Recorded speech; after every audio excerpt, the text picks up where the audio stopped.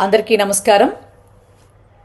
ఒక పక్క మనుషుల్ని బూడిద చేసి కుటుంబ సభ్యులకి బూడిద కూడా ఇవ్వలేనటువంటి దిక్కుమాలిన స్థితిలో ఉన్నటువంటి ఈ ప్రభుత్వం ఇప్పుడు రాష్ట్ర ప్రజల హక్కుగా ఉన్నటువంటి ప్రభుత్వ ఆస్తులన్నిటినీ కూడా ప్రైవేటు పరం చేస్తూ ఆ ముసుగులో ఈ రాష్ట్రానికి బూడిద మిగిల్చేటటువంటి ప్రయత్నాల్లో అద్భుతంగా ముందుకు కొనసాగుతూ ఉంది.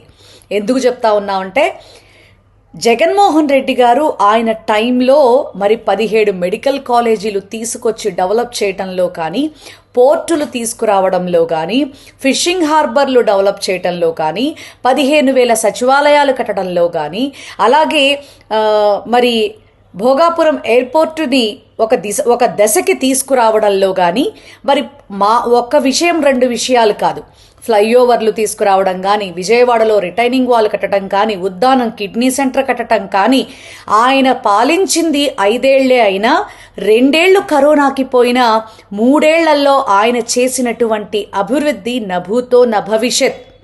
నిజంగా ఎలక్షన్ టైంలో జగన్మోహన్ రెడ్డి గారి కంటే ఎంతో ఎక్కువ చేసేస్తాను అని, సంపద సృష్టిస్తాను అని చెప్పని డప్పులు పలికినటువంటి చంద్రబాబు నాయుడు గారు ఈనాడు గద్దెనెక్కి ఇక మీద గద్దెనెక్కే అవకాశం వస్తుందో రాదో అని సంపద సృష్టికి బదులు బూడిద సృష్టిస్తున్నాడు ఈ రాష్ట్ర ప్రజలకి.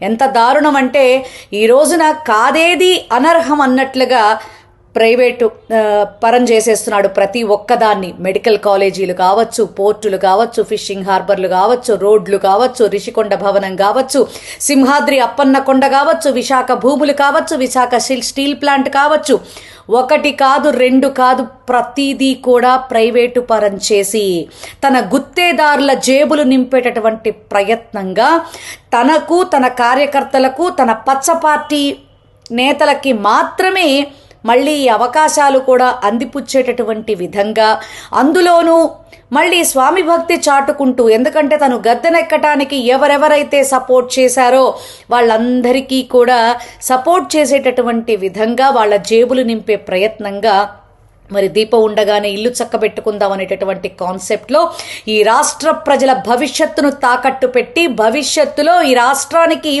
బూడిదే మిగులుతుంది అన్నట్టుగా అమరావతి పేరుతో మాయ చేస్తున్నాడు తప్ప, వాస్తవంగా ఈ రాష్ట్రంలో జరుగుతున్నది చాలా అరాచకం, అన్యాయం, అక్రమం. ఈ ప్రైవేటీకరణ పేరుతో ప్రతి ఒక్క సంస్థ, ఈవెన్ ఆర్టీసీతో సహా ప్రైవేటు పరం కాబడితే రాష్ట్ర ప్రజల పరిస్థితి ఏమిటి? ప్రతి ఒక్కటి ప్రశ్నార్థకంగా మిగిలిపోయేటటువంటి పరిస్థితి. కాబట్టి ప్రతి ఒక్కరూ కూడా, ఓటు వేసి గెలిపించినటువంటి ప్రతి ఒక్కరూ కూడా ఆలోచన చేయవలసినటువంటి సందర్భం మొదలైంది. ఈ రాష్ట్రాన్ని, ఈ రాష్ట్ర ప్రభుత్వాన్ని, ఈ ప్రభుత్వాన్ని పరిపాలిస్తున్నటువంటి ఈ యొక్క కూటమి నేతల్ని, ప్రతి ఒక్కళ్ళని కూడా నిలదీసేటటువంటి హక్కు ఈ రాష్ట్ర ప్రజలకి ఉంది. ప్రతి ఒక్కరూ ధైర్యంగా ప్రశ్నించండి. ఖచ్చితంగా మరి మీకందరికీ వైఎస్ఆర్ కాంగ్రెస్ పార్టీ కూడా మీ గళమై ప్రశ్నిస్తుందని తెలియచేస్తూ, మీకు అండగా ఉంటుందని తెలియచేస్తూ, ఈ రాష్ట్రాన్ని కాపాడుకుందాం. సేవాంధ్ర.